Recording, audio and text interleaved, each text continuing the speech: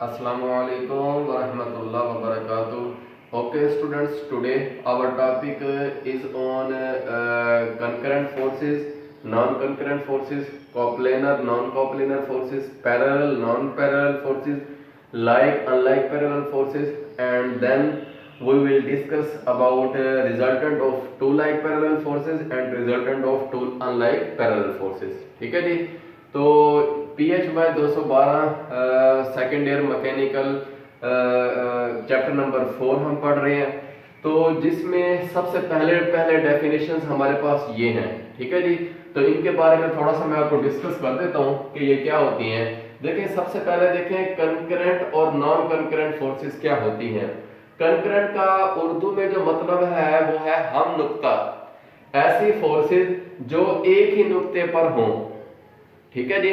तो मैंने इधर यहाँ पे इसकी डेफिनेशन भी लिखी है, such forces which passes through a common point. ठीक है, ऐसी फोर्सेस जो कि एक ही पॉइंट में से गुजरे वो कंकरेंट फोर्सेस कहलाएंगी। जैसा कि F1 और F2 आपको नजर आ रहा है, ये O पॉइंट में से गुजर रही हैं, इनका एक ही पॉइंट है O जिसमें से ये गुजर रही हैं, तो हम इनको कंकरेंट फोर्सेस कहेंगे। ठीक है स्टूडेंट्स। इसी तरह अगर दो फोर्सेस एक पॉइंट में से नहीं गुजरती, उनका पॉइंट सेम नहीं है, जैसा कि ये आपको नजर आ रही है, तो यहाँ पे F1 और F2 इनका सेम पॉइंट नहीं है, तो हम इनको स्टूडेंट्स कहेंगे ये नॉन कंकरेंट फोर्सेस हैं। ठीक है जी। तो ऐसी forces, such forces which not passes through a common point, ठीक है जी, are called non concurrent forces. जैसा कि F1 और F2 यहाँ पे आपको नजर आ रहा है, ये एक पॉइंट इनका नहीं है जिसमें से ये गुजर रही हो। ठीक है जी, ये डिफरेंट पॉइंट्स हैं। ठीक है जी। इसी तरह हम स्टूडेंट्स नेक्स्ट हमारे पास डेफिनेशन है चैप्टर नंबर 4 में PHY 212 की कॉप्लेनर फोर्सेस और नॉन कॉप्लेनर फोर्सेस क्या होती हैं। ठीक है जी। तो ऐसी फोर्सेस, कॉप्लेनर का मतलब है एक ही प्लेन में हो, तो such forces which lie in a single plane, जो एक इन अ सिंगल प्लेन में लाई करें, ऐसी फोर्सेस जो एक ही प्लेन में हो। जैसे कि मिसाल के तौर पे आपके पास तीन एक्सिस हैं, एक्स, वाई और जेड एक्सिस। ठीक है जी। अगर हम एक्स और वाई एक्सिस के दरमियान फोर्स लेते हैं तो वो हमारे पास एक्स वाई प्लेन में होगी। ठीक है जी। जैसा कि यहाँ पे आपको नजर आ रही है, एक्स और वाई की एक्सिस के दरमियान में दो फोर्सेस हैं, तो ये दोनों की दोनों ये एक्स वाई प्लेन में हैं, ये एक्स वाई प्लेन एक प्लेन है, तो ऐसी फोर्सेस हम F1 और F2 को हम कॉप्लेनर फोर्सेस कहेंगे। ठीक है जी। अच्छा, अगर स्टूडेंट्स हमारे पास कोई भी फोर्सेस वो सेम प्लेन में ना हो, जैसा कि मिसाल के तौर पे यहाँ पे आपको नजर आ रही है, ये एक्स एक्सिस है, ये वाई एक्सिस है, ये जेड एक्सिस है। एक्स और वाई एक्सिस के दरमियान प्लेन एक्स वाई प्लेन होगा, जेड और वाई एक्सिस के दरमियान वाई जेड प्लेन होगा। ठीक है जी। अब आपको एक फोर्स एक्स वाई प्लेन में नजर आ रही है, एक फोर्स वाई जेड प्लेन में नजर आ रही है, तो इसका मतलब है F1 और F2 एक एक्स वाई प्लेन में और एक वाई जेड प्लेन में। तो इन दोनों का प्लेन सेम नहीं है, सिंगल नहीं है, बल्कि डिफरेंट है।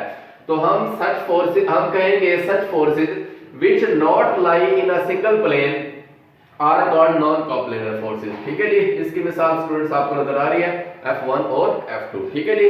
इसी तरह स्टूडेंट्स नेक्स्ट हमारे पास डेफिनेशन है पैरेलल फोर्सेस और नॉन पैरेलल फोर्सेस की। ठीक है जी।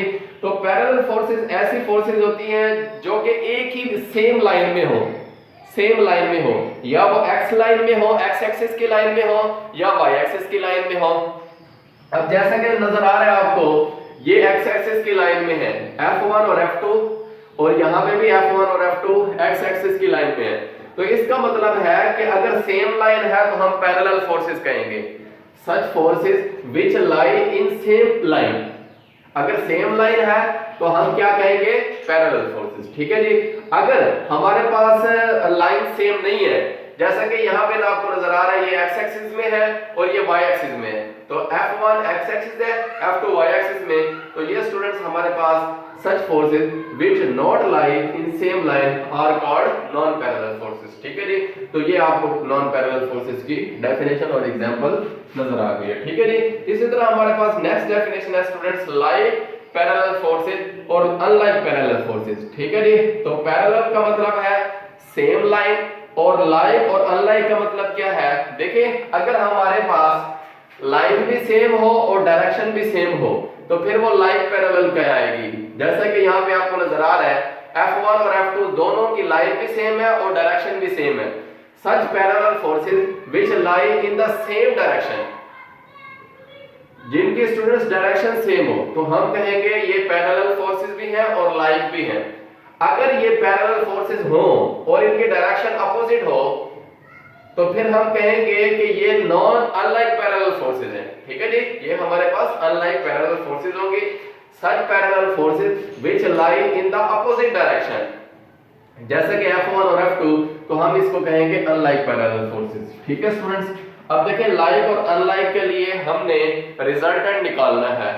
अब देखें, यहाँ पे आपको F1 और F2 लाइक नजर आ रहे हैं और यहाँ पे आपको F1 और F2 अनलाइक नजर आ रहे हैं।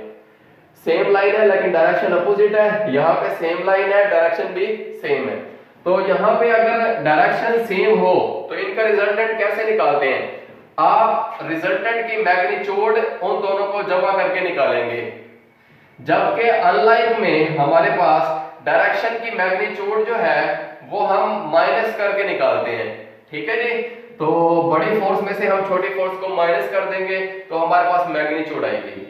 इसी तरह स्टूडेंट्स, हमारे पास अगर दो फोर्सेस हैं, हमने उनके जो है वो पोजीशन मालूम करनी है। ठीक है जी, लाइक में और अनलाइक में, तो हम किस तरह से निकालेंगे? देखिए, हमारे पास फॉर एग्जांपल हमारे पास रिजल्टेंट यहाँ पे है सी पॉइंट पे, तो हम इसकी पोजीशन जो है स्टूडेंट्स हम जो है प्रिंसिपल ऑफ मूवमेंट से निकालेंगे। प्रिंसिपल ऑफ मूवमेंट हम लगाएंगे सी पॉइंट पे।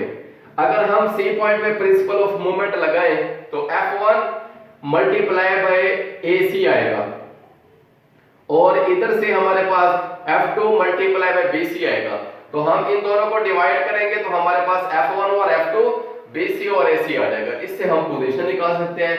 सिमिलरली हमारे पास स्टूडेंट्स F1 और F2 अनलाइक में उनका रिजल्टेंट इस पॉइंट पे है, सी पॉइंट पे।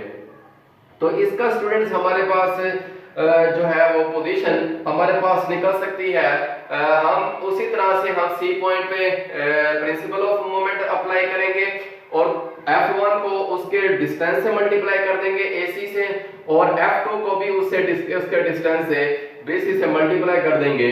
तो इसको सिंपलीफाई करेंगे तो हमारे पास F1 और F2 और BC और AC हमारे पास आ जाएगा। ठीक है स्टूडेंट्स, तो ये हमारे पास कुछ डेफिनेशंस थी और पैरेलल और अनलाइक और लाइक पैरेलल फोर्सेस के लिए हमने उनके रिजल्टेंट की मैग्नीट्यूड और पोजीशन के फार्मूलाज को फाइंड आउट किया। ठीक है जी, तो ये हमारा टॉपिक है।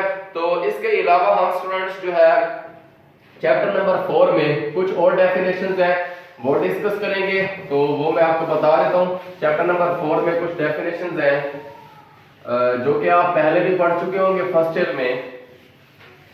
वो है जी इक्विलिब्रियम के हवाले से। ठीक है जी, तो सबसे पहले मैं आपको बता देता हूँ इक्विलिब्रियम क्या होता है।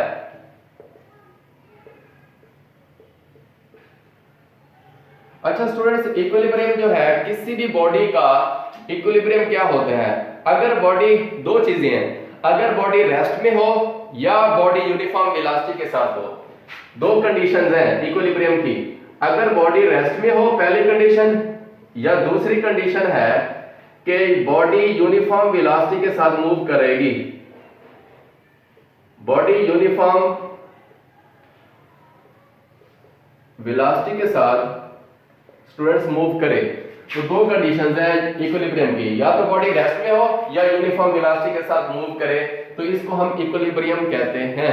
ठीक है जी, जैसा कि हमारे इर्द गिर्द चीजें जो है वो रेस्ट में भी है और यूनिफॉर्म वेलोसिटी के साथ भी मूव कर रही है, तो हम कह सकते हैं कि वो इक्विलिब्रियम में है। अच्छा स्टूडेंट्स, अगर वो रेस्ट में है तो वो हमारे पास स्टैटिक इक्विलिब्रियम कहलाएगी। ये हमारे पास इक्विलिब्रियम होता है लेकिन ये स्टैटिक इक्विलिब्रियम होता है। अगर हमारे पास यूनिफॉर्म वेलोसिटी के साथ बॉडी मूव कर रही है तो इसको स्टूडेंट्स हम कहेंगे डायनामिक इक्विलिब्रियम।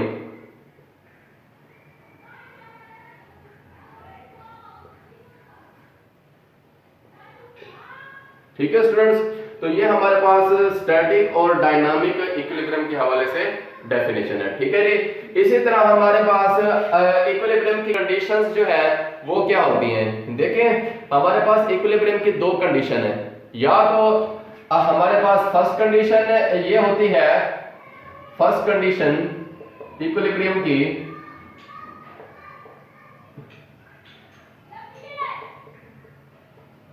हमारे पास इक्विलिब्रियम के स्टूडेंट्स दो कंडीशंस हैं, first and second. First condition ये है कि किसी भी बॉडी पर अमल करने वाली तमाम फोर्सेस का सम जो है वो जीरो हो, ठीक है जी। मिसाल के तौर पे मैं एक बॉडी के ऊपर फोर्स लगा रहा हूं,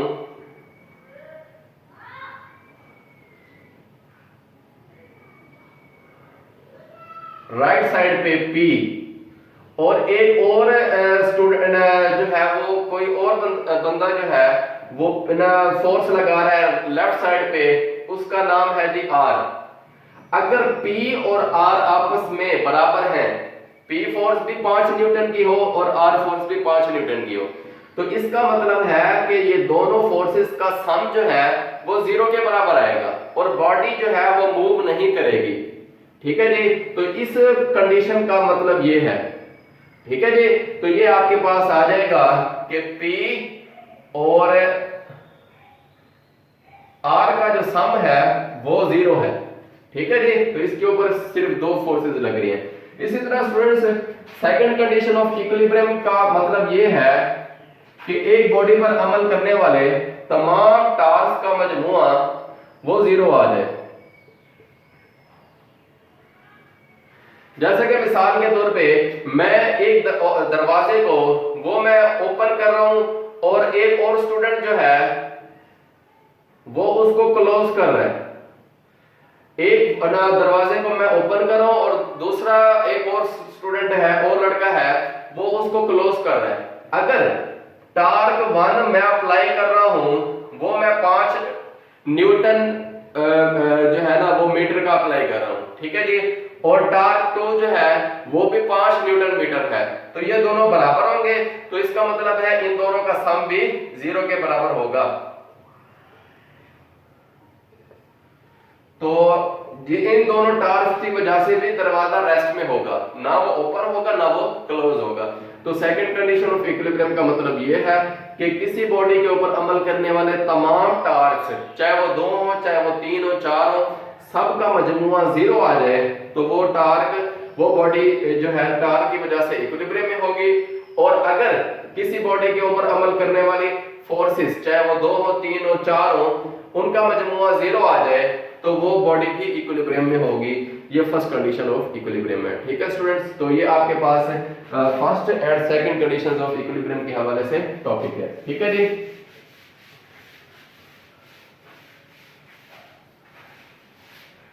अच्छा स्टूडेंट्स, अब मैं कुछ डेफिनेशंस मजीद हैं वो मैं आपको बता देता हूं कि एक है फ्री बॉडी डायग्राम और एक नॉर्मल रिएक्शन, ठीक है जी। तो सबसे पहले मैं आपको नॉर्मल रिएक्शन के बारे में बता देता हूं कि नॉर्मल रिएक्शन किसी भी बॉडी पर अमल करने वाला वो क्या होता है, ठीक है जी। देखिए अगर आपके पास एक बॉडी है वो एक टेबल पर पड़ी हुई है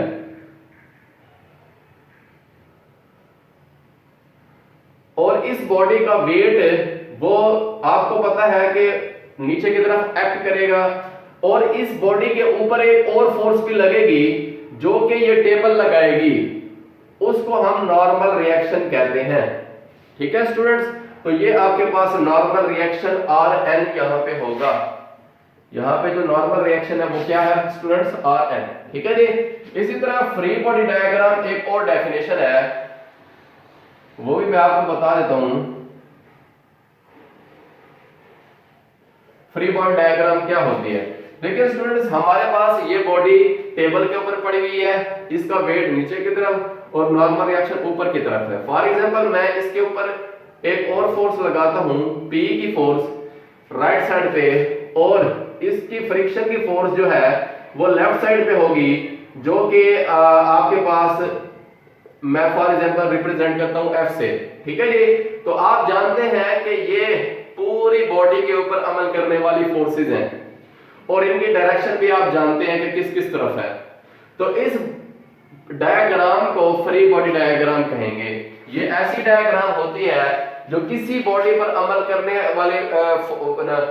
करने वाली फोर्सेस की मैग्नीट्यूड और उनकी डायरेक्शन को रिप्रेजेंट करती है। ठीक है जी, तो ये आपके पास फ्री बॉडी डायग्राम कहलाएगी।